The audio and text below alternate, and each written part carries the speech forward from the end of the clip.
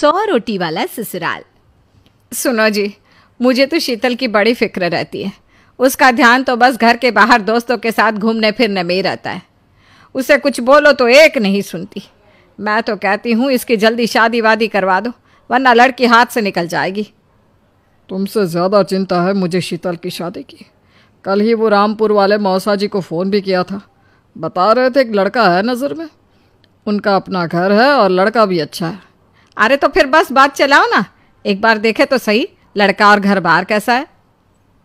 कौन से लड़की की बात चल रही है यहाँ? तुम्हारी शादी की बात चल रही है बेटी। अब तुम्हारी शादी की उम्र हो रही है तो लड़का तो देखना पड़ेगा ना। उफ़ो, मुझे अभी नहीं करनी शादी वादी। ये तो मेरे खेलने कूदने के दिन है।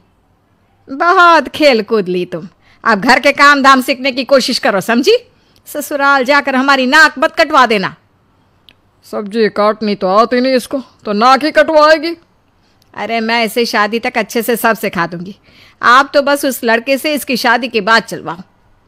कुछ दिनों बाद कुणाल और उसकी माँ शीतल को देखने घर आते हैं। कुणाल दिखने में बड़ा ही स्मार्ट होता है। शीतल तो उसे देखती ही रह जाती है।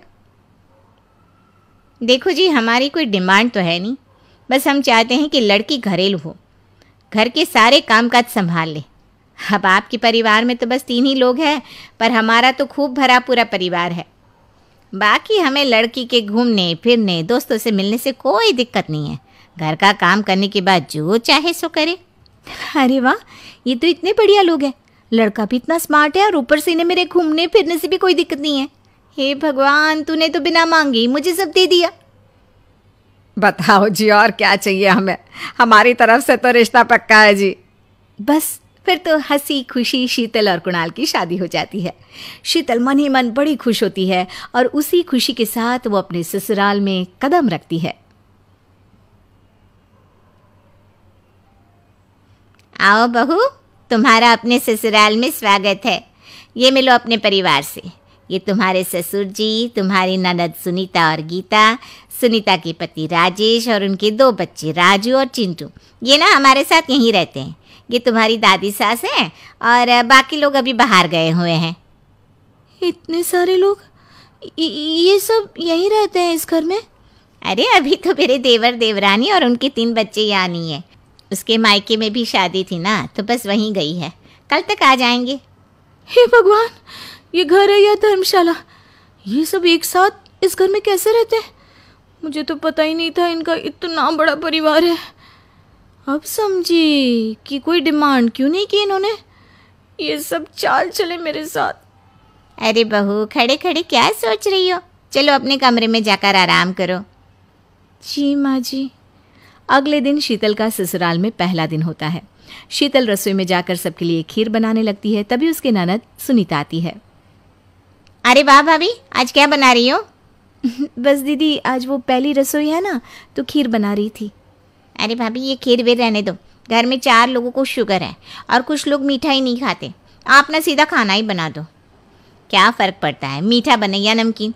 बस बहू के हाथ की पहली रसोई होनी चाहिए ना। जी दीदी, तो फिर मैं खाना ही बना देती हूँ। आप बता दो खाने में क्या बनेगा? बस सिंपल सी कोई सब्जी बना दो, जैसे आलू गोभी या आलू मटर, और उसके साथ रोटियाँ सेक दो। हमारे परिवार में अब तुम्हें मिलाकर पूरे 20 लोग हो गए हैं। 15 बड़े और 5 बच्चे। बड़ों की 6 और बच्चों की 2 के हिसाब से रोटी बना देना। चलो मैं चलती हूँ, सब देख लेना। हाँ, बड़ों की 6 रोटी मतलब कि 15 लोगों की 90 रोटियाँ, और बच्चों की 2 रोटी मतलब 5 बच्चों की 10 रोटियाँ। 90 और 10 मतलब कुल मिलाकर 100 रोटियाँ। हाय, मैं तो मर गई। 100 रोटी अकेले कैसे बनाऊंगी? माँ, ये तुमने मेरी शादी कहाँ कर दी? शादी से पहले तो मैंने कभी 4 रोटी से ज़्यादा नहीं बनाई। शीतल एक बड़ी सी परात में 100 लोगों के हिसाब से आटा निकालती है और उसे गूंथना शुरू करती है। आटा गूंथते गूंथते शीतल के पसीने छूट जाते हैं। उसके बाद बारी आती है रोटी बनाने की। शीतल एक एक करके रोटी बनाना शुरू करती है और 10 रोटी बनाते ही अपनी कमर पकड़ लेती है। हाय, मैं मर गई। मेरी कमर टूट गई खड़े खड़े, और ऊपर से इतनी गर्मी। मैं 100 रोटियाँ कैसे बनाऊंगी? अरे भाभी, सब बाहर रोटियों का इंतजार कर रहे हैं, जरा जल्दी जल्दी रोटी सेक दो।